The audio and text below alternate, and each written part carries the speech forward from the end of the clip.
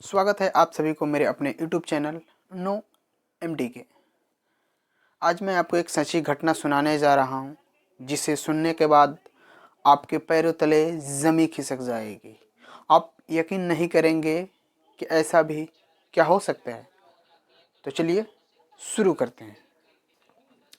इस कहानी की शुरुआत होती है एक कॉल सेंटर कंपनी से, जिस कंपनी में एक लड़का और एक लड़की दोनों काम कर रहे थे। उस दोनों के बीच दोस्ती होती है और दोस्ती होने के बाद बातचीत शुरू होती है। धीरे धीरे वो बातचीत शुरू करते हैं और नतीजा ये होता है कि दोनों एक दूसरे से प्यार कर बैठते हैं।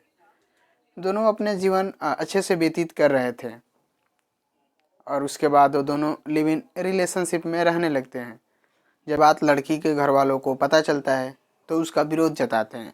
फिर लड़का और लड़की उस कंपनी को छोड़कर दिल्ली के एक शहर छतरपुर इलाके में आते हैं और वहाँ पे एक फ्लैट लेकर रहते हैं। वहीं पे एक छोटी सी कंपनी में जॉब ढूंढकर दोनों जॉब करते थे। शाम को आते थे, साथ रहते थे, सब कुछ सही चल रहा था। बात 18 मई 2022 की रात की बात है। लड़की उस लड़के से शादी के लिए ज़िद करती है। लड़का मना करता है, लेकिन लड़की अपनी ज़िद पे अड़ी रहती है। फिर बात आगे बढ़ती है और बात कुछ ऐसी होती है कि लड़का उस लड़की की गला दबाकर उसकी हत्या कर देता है। जब उस लड़की की हत्या करता है तो लड़का घबरा जाता है कि इस लाश को अब मैं कैसे ख़त्म करूं। फिर लड़का उस कंपनी के बगल में एक छोटा सा इलेक्ट्रॉनिक का दुकान था, उस दुकान पे जाता है और एक फ्रिज लाता है। लगभग 300 लीटर का फ्रिज था। और फिर बगल के एक दुकान से एक आरी लाता है। सब कुछ सही था।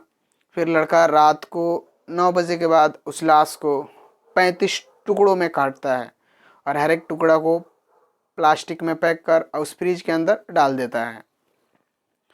यह बात 18 मई 2022 की रात की बात है। लड़का रात को 2 बजे के बाद उस फ्लैट से निकलता था। अपने बैग में एक लाश को टुकड़ा को लेकर निकलता था और दिल्ली के किसी एक इलाके में उस टुकड़े को फेंक देता था। यह कार्यक्रम वह 18 दिनों तक चलता रहता है। वक्त बीतता जाता है। जब 6 महीने बीत जाता है तो उस लड़की की माँ अपने पति से कहती है कि मेरी बेटी कहाँ है, थोड़ा फ़ोन कीजिए। जब उस लड़की के पिता अपनी बेटी के पास फ़ोन करता है तो उसका फ़ोन स्विच ऑफ रहता है। फिर माँ घबरा जाती है कि ऐसा क्या हो गया। तो फिर पिता कहते हैं कि कोई दिक्कत नहीं, वो अपने मन से गई है तो मैं नहीं जाऊंगा। माँ तो माँ होती है।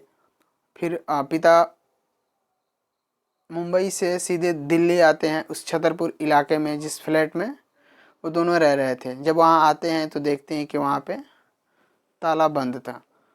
फिर वहाँ से वो जाते हैं वहीं नज़दीकी पुलिस चौकी में, वहाँ पे एफआईआर दर्ज कराते हैं। जब पुलिस कॉल सर्विस के ज़रिए पूरे चीज़ को खंगालती है तो अपराधी पकड़ाता है, जिस अपराधी का नाम आफ्ताब और उस लड़की का नाम सरदा था। फिर जब अपराधी से पूछताछ करती है पुलिस तो लड़का ये सब कहानी बताता है, जिसके सुनने के बाद पुलिस भी दंग रह गई कि आखिर ये सब कैसे हुआ। उस अपराधी को गिरफ्तार कर जेल भेज दिया है। उसके बाद क्या होता है फिर, तो आई होप कि ये कहानी आपको समझ में आई होंगी। अगर वीडियो अच्छा लगे तो चैनल को सब्सक्राइब ज़रूर करना और हाँ, लाइक कमेंट करना बिल्कुल मत भूलना। फिर मिलते हैं किसी नए कहानी के साथ। तब तक के लिए जय हिंद।